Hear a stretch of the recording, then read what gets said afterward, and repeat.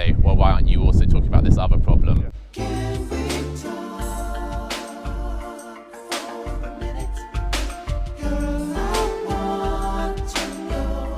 Hi, James. Nice to meet you. Nice to meet you, Julian. I was just saying that I am a supporter of Palestine and therefore critical of Israel.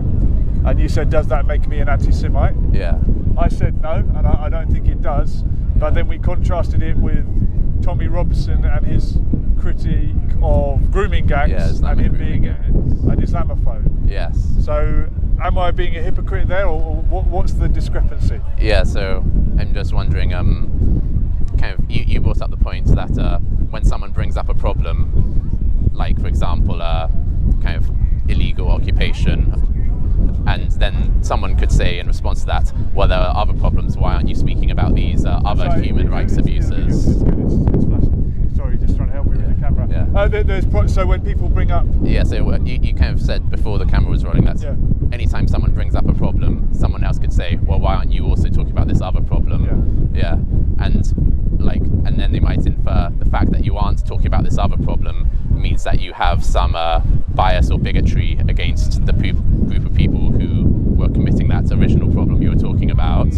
So kind of like that seems to be one of the kind of lines of reasoning used to kind of call Tommy Robinson as bigoted against Muslims kind of en masse. But under what conditions is that a valid inference to make? I agree with Tommy Robinson when he says there is a problem with grooming gangs amongst the Muslim community, or the Pakistani Muslim community, or the Pakistani male Muslim community, the Pakistani male taxi driver Muslim community. People who work like the deeper you go, you will always find another reason behind what's happening, and he focuses on the fact that they are Muslim. Why not focus on the fact that they're men, or the fact that they work late at night and they are in contact with what goes on late at night, would be that prostitution or drug running, all the illegal economies.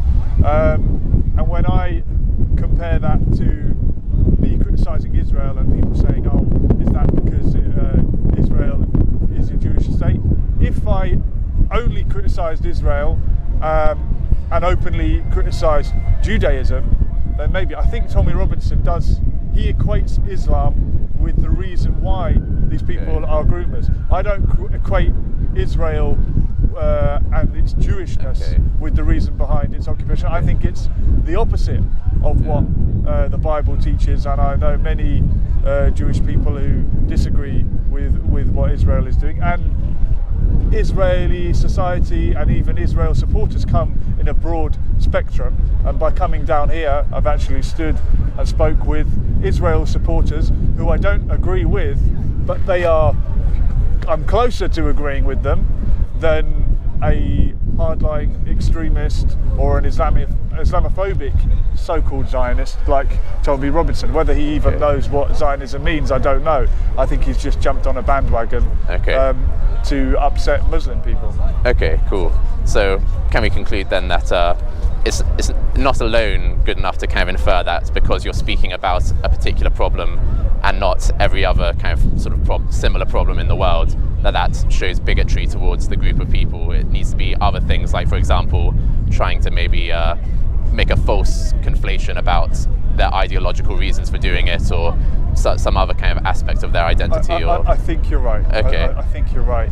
And I think Tommy Robinson, he wants an easy answer. He wants it to be as simple as, oh, it says in the Quran you can be part of a grooming gang. From what I understand, it doesn't. But he wants that simplistic understanding. Okay, cool. And I know that was the one point I kind of brought up with you. But can I ask you about another video you made recently? Yeah. Okay.